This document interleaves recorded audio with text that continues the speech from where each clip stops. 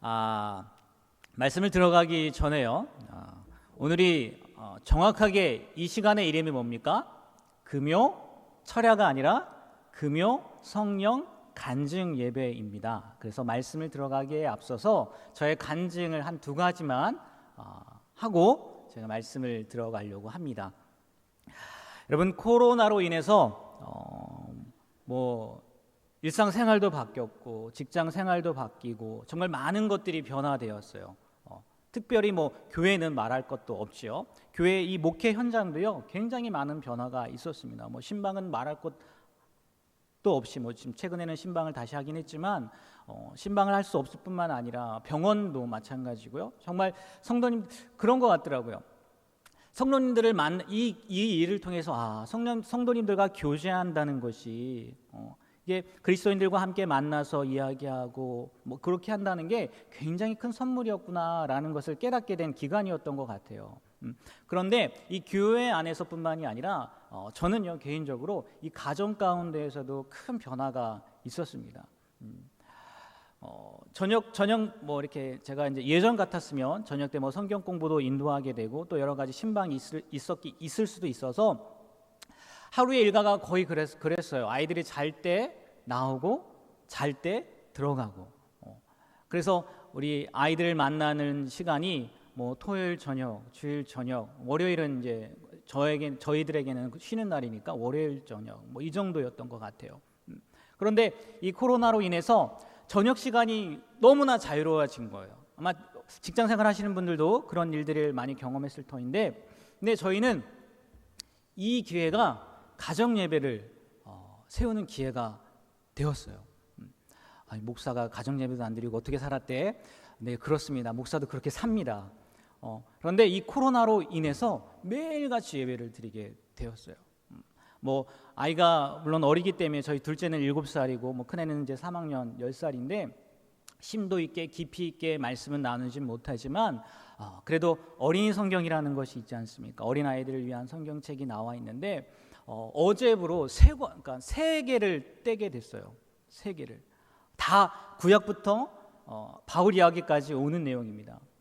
자기 전에 이렇게 간단하게 했던 그런 책 한 권 큰 거를 떼고 다시 한번 떼고 그리고 40권짜리 책을 떼게 되었어요. 이 기간 동안 세 번의 성경을 어떻게 말하자면 통독을 하게 된 거죠. 근데 이 성경을 배운다는 것보다는 함께 조금이라도 기도할 수 있다는 거. 그래서 가끔 저희 큰딸에게 기도를 시키거든요. 곧잘 합니다. 곧잘해요. 그냥 막연하게 기도하는 게 아니라 엄마가 아빠가 기도하는 내용들을 듣잖아요.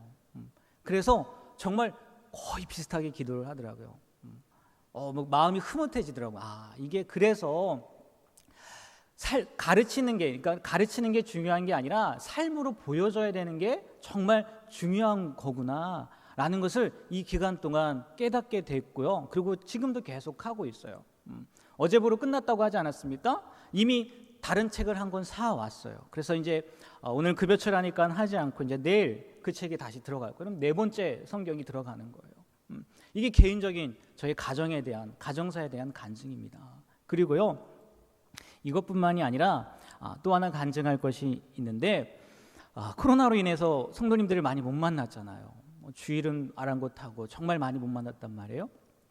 그리고 제가 보니까 저희 가정도 이 코로나 기간 동안 좀 어려운 일들이 지금도 어려운 일 가운데 있긴 하지만 가정에 좀 문제가 생겼거든요.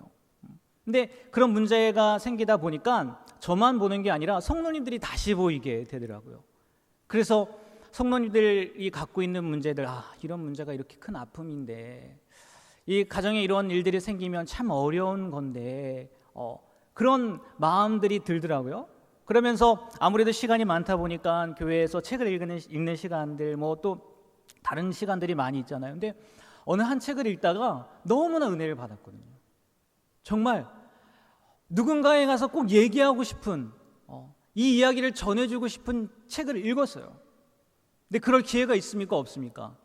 없어요. 제가 정말 이 성도님들 앞에서 말씀을 드리고 싶은데 이렇게 은혜로운 이야기가 있습니다라고 드리고 싶은데 기회가 없더라고요. 물론 수요 예배를 우리가 수요성서 아카데미라고 수요일 날 하는데 그때는요 웨슬리 표준 설교를 하거든요. 그래서 제가 받은 은혜가 아니라 그 책에 나와 있는 말씀을 전하는 거기 때문에 그걸 나누지 못하겠더라고요.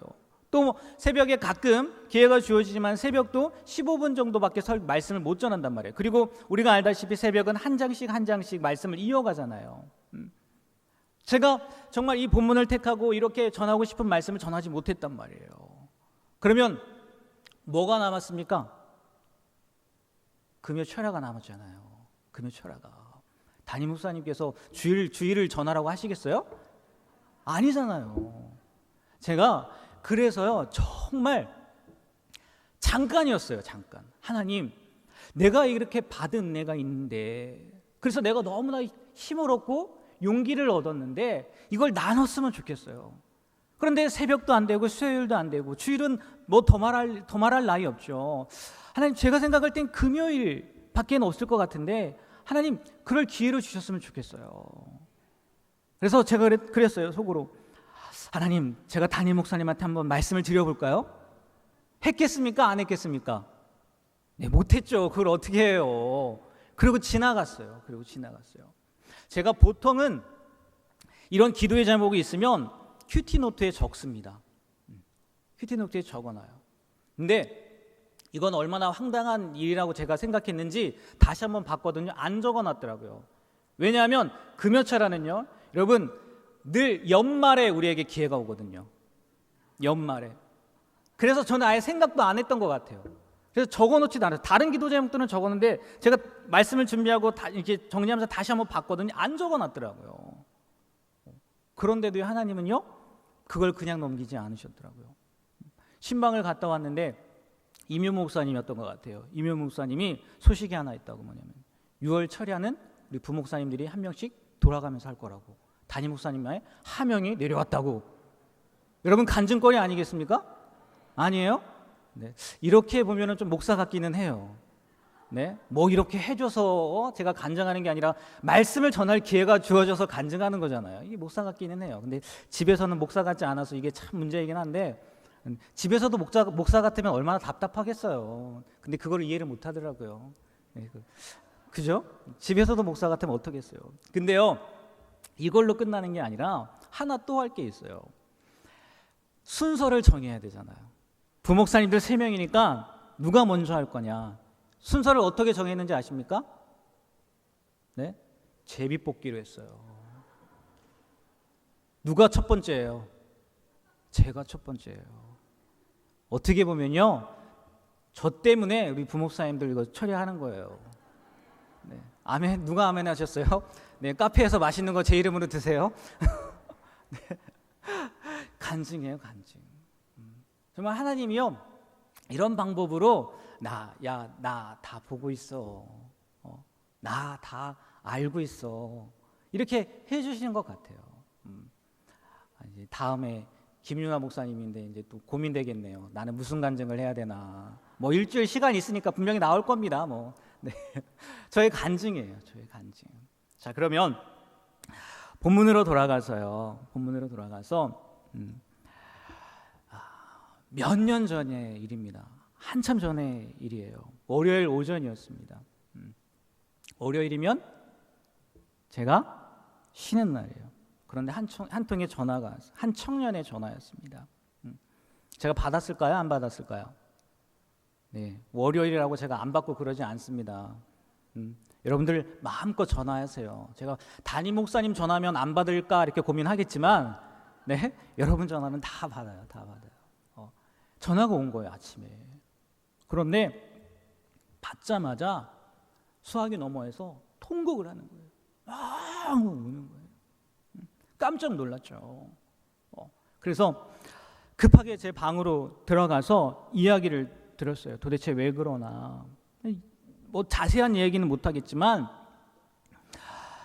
어떻게 해야 하느냐는 거예요. 자기 좀 살려달라는 거예요. 자기 좀 살려달라고. 목사님 저 좀 살려주세요 하고 막 우는 거예요. 도대체 무슨 일인데 얘기 좀 해봐. 이런저런 이야기들을 합니다. 그런데요, 그때 제가 무슨 생각이 들었는지 아세요? 감사하다는 생각이 들더라고요. 감사하다. 제가 목사라는 게, 아니 그 청년에게 목사로 여겨졌다는 게, 그래서 저한테 전화해서 제가 살려줄 수 있겠습니까? 제가 그 문제 해결할 수 있겠어요? 제가 누구라고 그 문제를 어떻게 해결을 합니까? 또 이런 얘기하면 또 이제 성도님들 가운데 걔가 누구 자식일까 막 이렇게 생각을 하시는 분들이, 여러분 생각하지 마십시오. 제가 지금까지 봐왔는데요, 청년들도요 야가요. 그래서요 자기 부모님이 교회 다니잖아요, 자기 얘기 안 해요. 왜? 행여나 우리 부모님한테 얘기 들어갈까 봐 안 하더라고요. 이 청년인 몰랐던 거야 그거를. 뭐 그렇다고 해서 제가 얘기하거나 그러진 않았어요. 근데 정말 감사하게 느껴지더라고요. 나한테 전화를 해줬다는 게. 그래서 정말 그 청년은 황당하게 생각했겠지만 저는요 오히려 감사하다고 했어요. 물론 살려달라고 목사님 나 죽겠어요 그러는데 야 감사하다 이렇게 생뚱맞게 하진 않았죠. 다 이야기를 듣고 뭐 무슨 일이 있었는지 다 설명을 듣고 이런저런 얘기하다가 마지막에 가서 얘기를 한 거죠. 나는 네가 나에게 전화해 준 게 너무 고마워.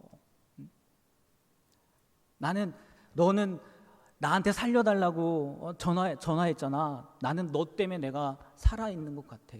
내가 살 수 있었다는 거, 살 수 있는 이유가 생긴 것 같아. 너무 고마워, 너무 고마워 이렇게 얘기를 했거든요. 근데 이 얘기를 하려고 하는 게 아니라 그 청년이 이야기 가운데 마지막에 이런 얘기를 하더라고요. 아니 마지막이 아니에요. 그냥 계속해서 그 말 가운데 들어있는 얘기는 뭐냐면 이 고통이 하나님으로부터 온 거냐는 거예요. 하나님이 우리를 사랑하시는데, 하나님이 선하신 분인데 왜 이런 문제가 나에게 왔느냐는 거예요. 내가 정말 하나님 앞에 철저히 예배하려고 하고 하나님 말씀에 순종하려고 결단했는데 왜 이런 문제가 나한테 닥쳐서 이런 어려움을, 정말 살고 싶지 않을 정도의 그런 어려움을 겪게 했느냐는 거예요. 정말 이 고통이 하나님으로부터 온 거냐고, 하나님이 주신 거냐고 그렇게 묻는 거였어요. 여러분, 만약에요 이 고통이라는 것이 우리의 문제, 우리 가운데 있는 문제라는 것이 하나님의 계획 안에 있다면은 그게요 견디는 것이 의미가 있고 감당하는 것이요, 아니 감당할 힘도 생길 것 같아요. 그런데 동시에 또 이런 생각도 들 것 같아요. 그럼 하나님이 왜 그런 일을 허락하셨는지 화가 날 것 같기도 해요. 그리고 반대로 만약 이 일이 하나님이 하시는 일이 아니라면, 하나님으로부터 온 게 아니에요. 그러면 그래 하나님이 이런 일을 나에게 겪게 하실 리가 없지, 안심이 될 수 있을지는 모르겠지만 우리 앞에 놓여있는 그 문제, 나를 집어삼키기에 충분한, 정말 죽고 싶을 만큼 그런 아픔이 있는 그런 문제 때문에 절망할 것 같아요. 그러지 않을까요? 한편으로 그 고난이 하나님께서 보내신 것이 아니기를 바라면서, 또 다른 한편으로는 차라리 그 고난이 하나님이 보내신 것이었기를 바라는 마음이 우리에게는 있다는 거예요. 두 가지 마음이 있다는 거죠. 하나님의 선하심을 생각할 때는 그 고난이 하나님이 보내신 것이 아니길 바라고, 왜? 선하신 분이니까. 이런 문제가 왜 나한테 생기겠어? 반대로 하나님의 전지하심을 생각할 때는, 전지전능하심을 생각할 때에는 그 고난이 하나님이 보내신 것이었으면 좋겠어요. 왜? 전지전능하니까 해결할 수 있잖아요.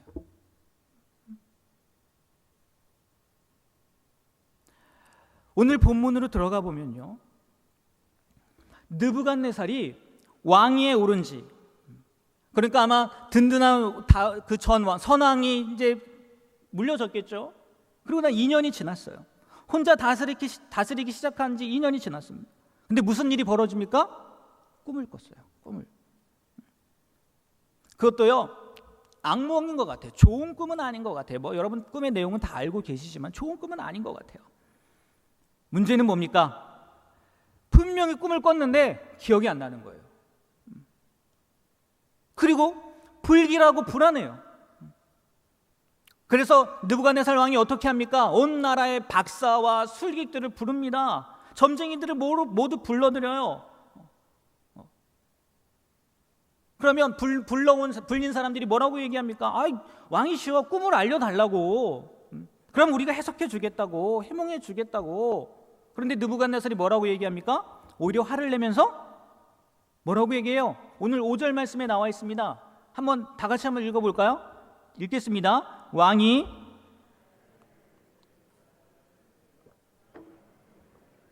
너희가 만일 꿈과 그 해석을 내게 알게 하지 아니하면 너희 몸을 쪼갤 것이며 너희의 집을 거름더미로 만들 것이요. 이렇게 얘기하는 거예요. 요즘 말로요, 이걸 뭐라고 할까요? 갑질이라고 하는 거죠. 갑질의 극치입니다. 말도 안 되는 요구 아닙니까? 말도 안 되는 요구잖아요. 그런데 한편으로요, 어느 정도 느부갓네살이 이해는 돼요. 무슨 꿈이었는지 확실하진 않지만 그 꿈이 자기의 권력 그런 거와 관계 있는 꿈이었던 것 같은 느낌이 드니까 말할 수 없이 불안하잖아요. 불안하단 말이에요.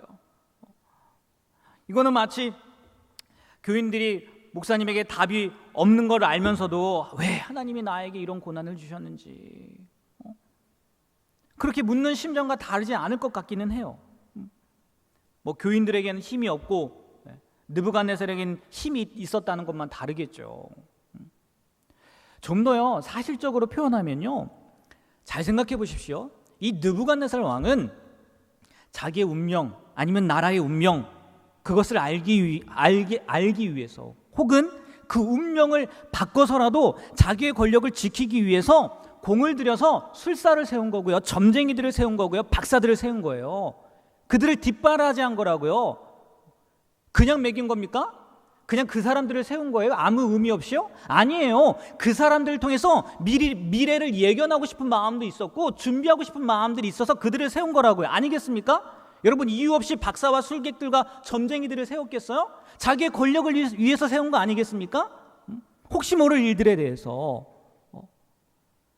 그리고 그들을 높이 평가를 했단 말이에요.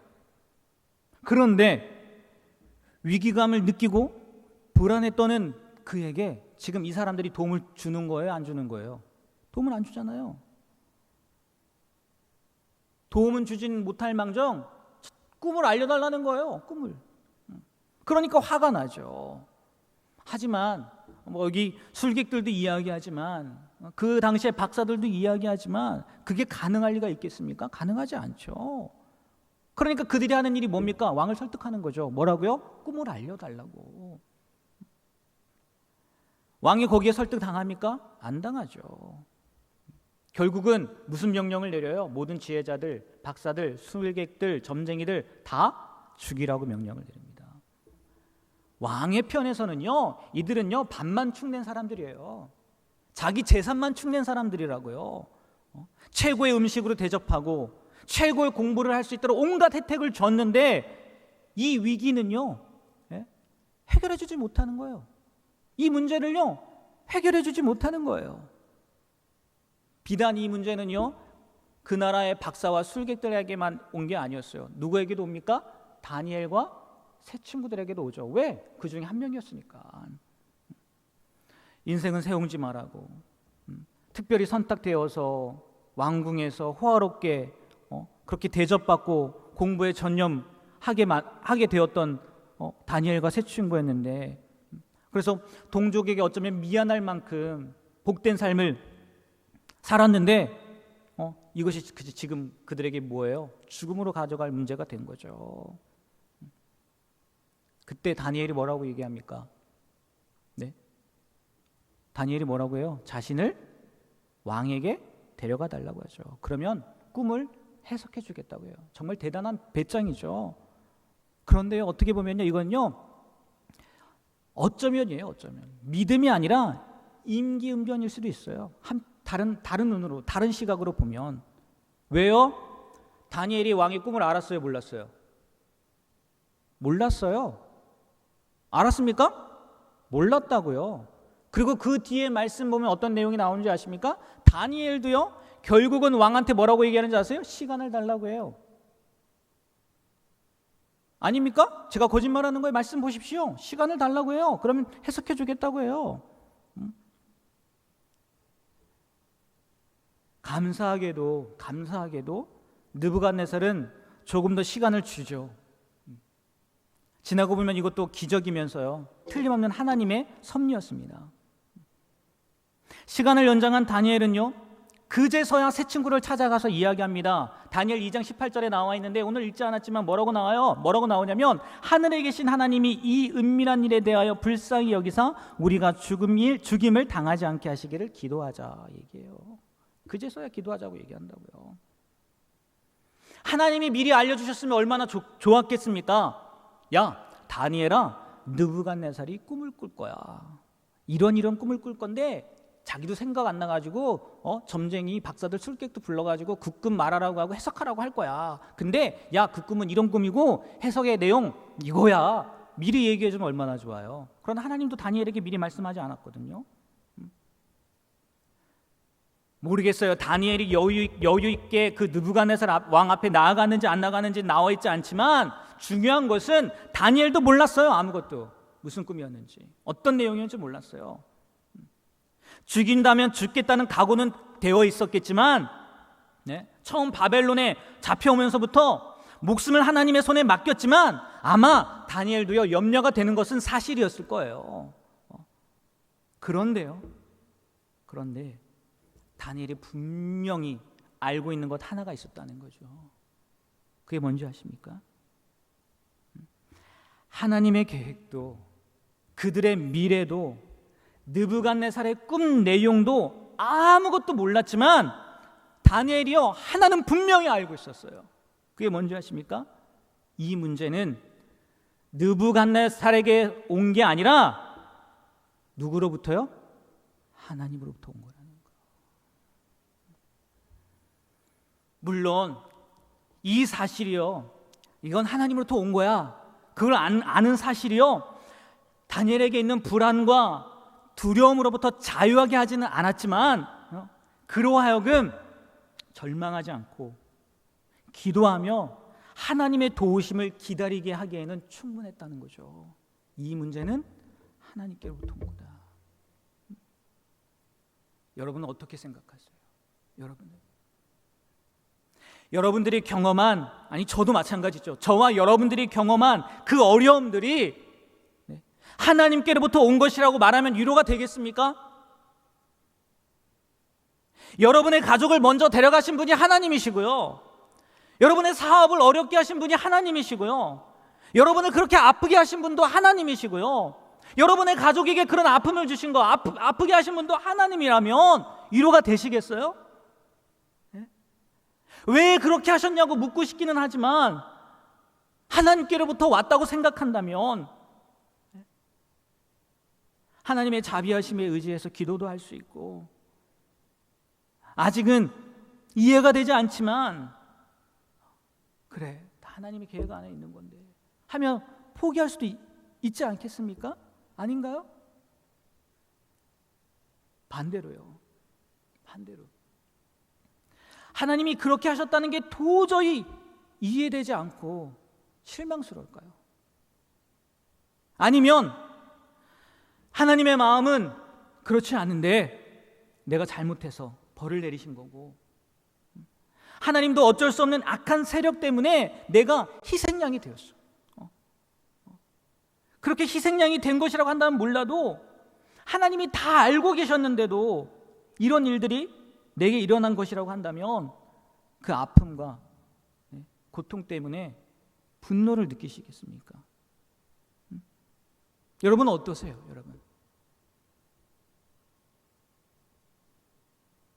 여러분은 어떠세요? 그런데요, 다시 이것을 잘 생각해 보면요,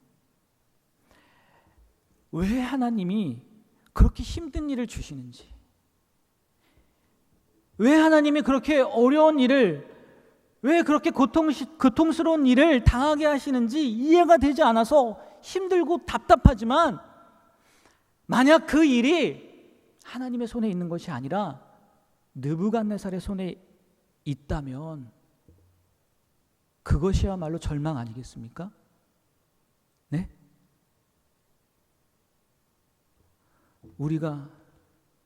내가 겪은 장애나 문제, 어려움, 아픔도 마찬가지 아닐까요? 왜 내게 이런 문제, 어려움, 아픔, 장애를 주는지 이해가 되지 않아요. 도대체 어떤 선한 계획이 있는지를 몰라서요, 하나님의 선한 계획을 짐작해서 말할 때에도요 화가 나요. 아니, 전능하고 선하신 하나님이 하셨다면 왜 이런 문제가 있는지. 그럼에도 불구하고 그게 하나님으로부터 온 거라면요, 원망 중에도, 분노 중에도, 절망 중에도 우리에게 무엇이 생기는지 아십니까? 소망이 생기는 거예요. 희망이 생기는 거예요. 빛이 보이는 거예요. 저와 여러분이 경험한 모든 일은요, 그것이 고난이고 고통스러운 일이었다 할지라도, 또 일이라 할지라도 하나님으로부터 온 일이어야 해요. 그래야 답이 있어요. 그래야 소망이 있는 거예요. 우리의 상대가 잔인하고 무정하게 이를 데 없는 이 세상이라면, 아니면 오늘 말씀처럼 그 무지막지한 힘으로 자기가 꿈꿈이 무엇인지를 알아맞히지 못하면 몸을 쪼개고 거름더미로 만들겠다고 위협하는 느부갓네살이라면, 우리는요 정말 당했다는 것밖에 들 수 없어요. 당했다는 생각밖에. 아무런 희망이 없어요. 그런데 그 위험도, 그 위기도, 그 아픔도 하나님께서 다 아시는 일이었고, 하나님의 눈 아래에서 이루어진 일이었다면 왜인지는 몰라도, 왜인지는 모르겠어요, 하나님의 선하심을 믿는 한 우리에게 뭐가 있다고요? 소망이 있다는 거예요. 희망이 있다는 거예요. 여러분, 하나님이 여러분을 그렇게 힘들게 만드셨다는 말이 아닙니다. 네? 그 아픔에도 하나님의 계획과 뜻이 있었다는 말이에요. 오해하지 마세요. 네? 하나님이 왜 나를 이렇게 힘들게 만드셨어요? 하나님 왜 나를 이렇게 고통스럽게 하셨어요? 하나님 왜 우리 가정 가운데 이런 문제들을 주셨어요? 네? 그렇게 힘들게 만드셨다는 게 아니라 그것만 생각하지 마시고요, 그 아픔에도, 그 슬픔에도, 그 고통에도 뭐가 있다고요? 하나님의 선하신 계획이 있다는 거예요. 하나님의 선하신 뜻이 있다는 거예요. 그래서 하나님께서 그 선하신 뜻을 드러낼 날이 온다고요? 안 온다고요? 온다고요. 온다는 거예요. 아마 예수님의 제자들도 다니엘과 같은 심정 아니었을까요? 생각해 보세요. 3년 동안 동고동락했습니다. 예수님이랑 먹고 잤어요. 먹고 자고 늘 함께 했단 말이에요. 그런데 그 예수님이, 메시아라고 믿었던 그 예수님이, 하나님의 아들이라고 믿었던 예수님이 로마 군인들에게 잡히고요, 채찍에 맞고요, 피투성이가 된 채 가시관을 쓰고 십자가에 달리셨을 때 사람들이 뭐라고 얘기합니까? 하나님이 저를 구원하시는가 보라 얘기해요. 그게 무슨 얘기인지 아십니까? 지금 예수님이 당하는 고난이 대제사장 때문인지 하나님에게서 비롯된 것인지 보라는 거예요. 정확히 말하면요, 예수님께서 십자가에 달린 거요, 하나님이 하신 일이 아니라는 거거든요.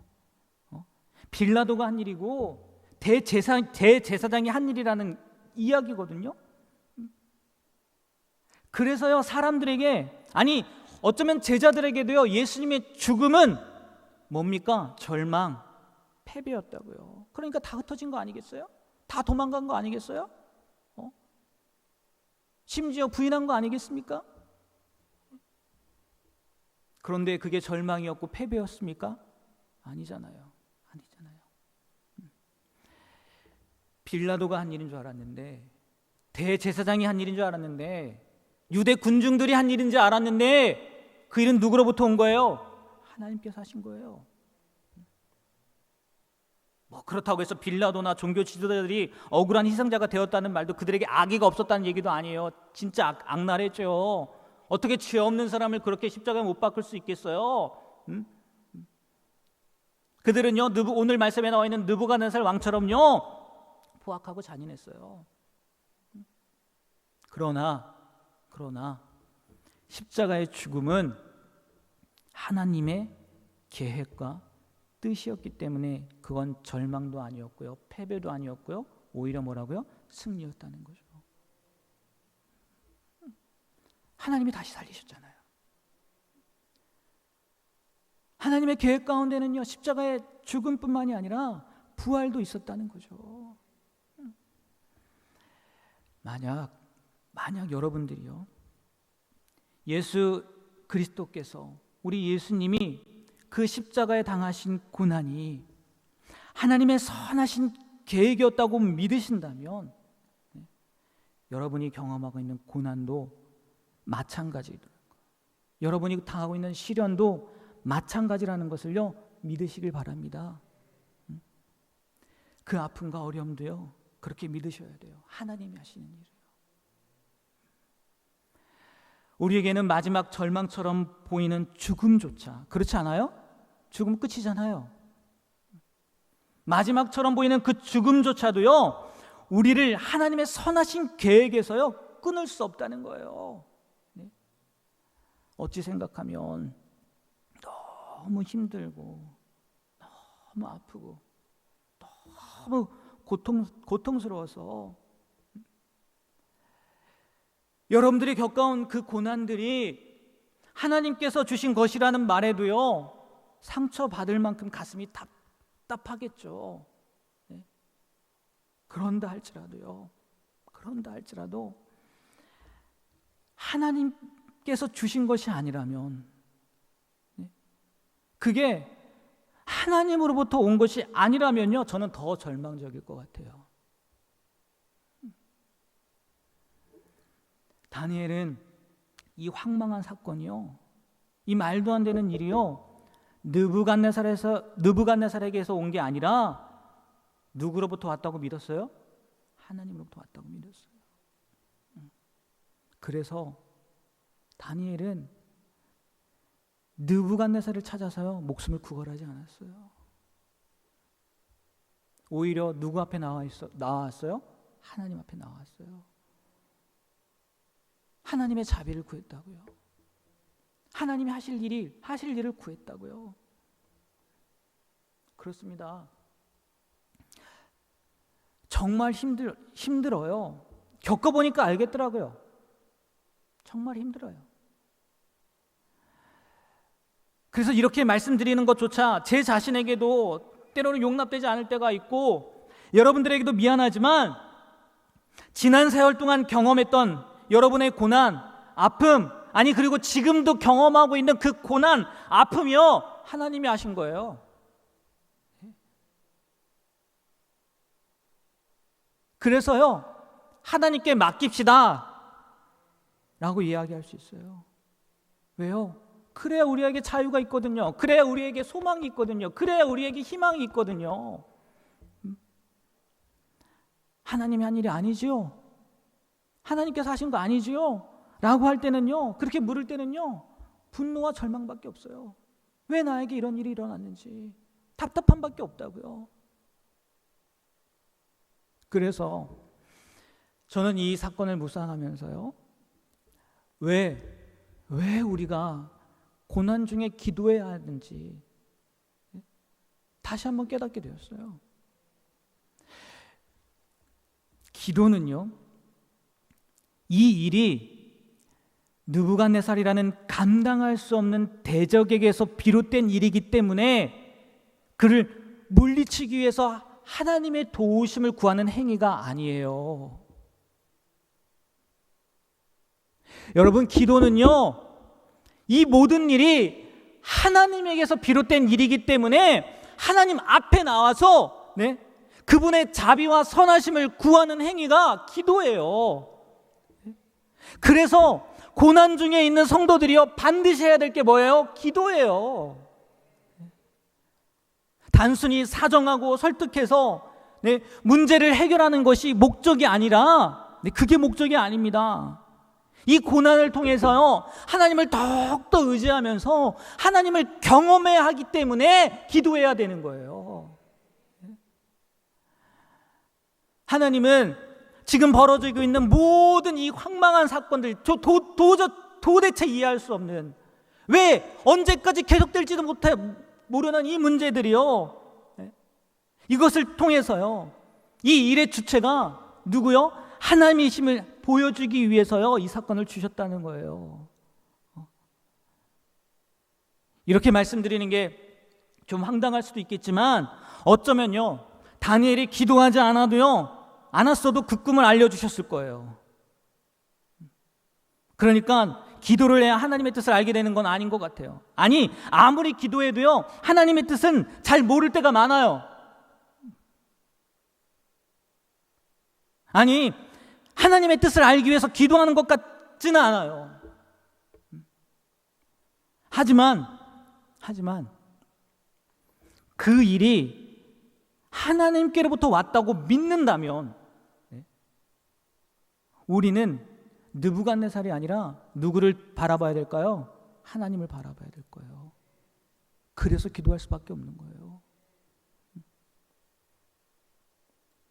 저는 기도하지 않는다고요, 기도하지 않으면 하나님의 문제를 해결하지 않고 고난의 수렁에 더 빠지게 하신다고 생각하지 않아요. 제가 서두에 말씀드렸잖아요. 간증했다고. 정말 기도한 것도 아니었어요. 잠깐 지나가는 생각이었다고요. 기도하지 않아도요, 하나님께서는 우리를 고난의 수렁에서 건져주실 것이고요. 또 이 얘기만 듣고 또 목사님 기도하지 않았다고 또 이렇게 얘기하면 안 되는데, 졸다가 이 얘기만 듣고,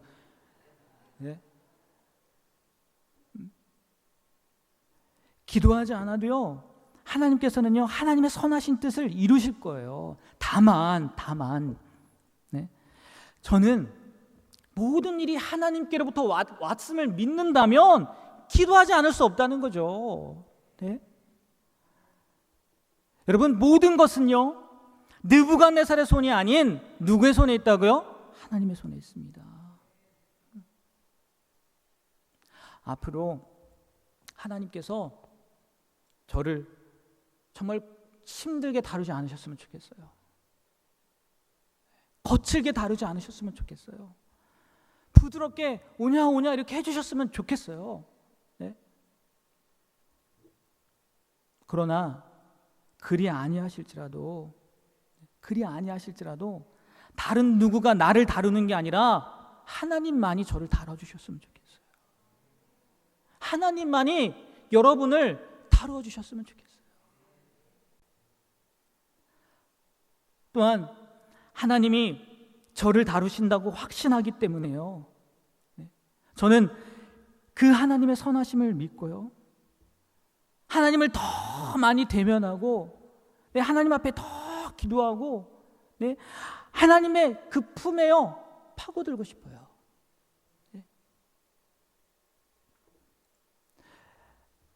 우리가 받은 고난의 칼자루요, 느부갓네살이 아닌 우리 하나님이 쥐고 계십니다. 이 문제들요, 다 하나님의 손 안에 있어요. 절망의 끝자락에도요, 우리에게 소망과 위로가 되는 것은 느부갓네살이 아니라 하나님이 하신다는 확신입니다. 그래서 정말 저 한 치 앞도 몰라요. 앞으로 어떠한 일이 일어날지 저의 앞일도 모르고요, 여러분의 앞일도 몰라요. 하지만 자신 있게 여러분들에게 말씀드릴 수 있어요. 오늘 말씀의 제목이에요. 뭐라고요? 잘 될 겁니다. 괜찮을 거예요. 여러분, 잘 될 거예요. 여러분, 괜찮을 거예요. 왜요? 하나님의 손 안에 있으니까. 우리는 하나님 만나면 돼요.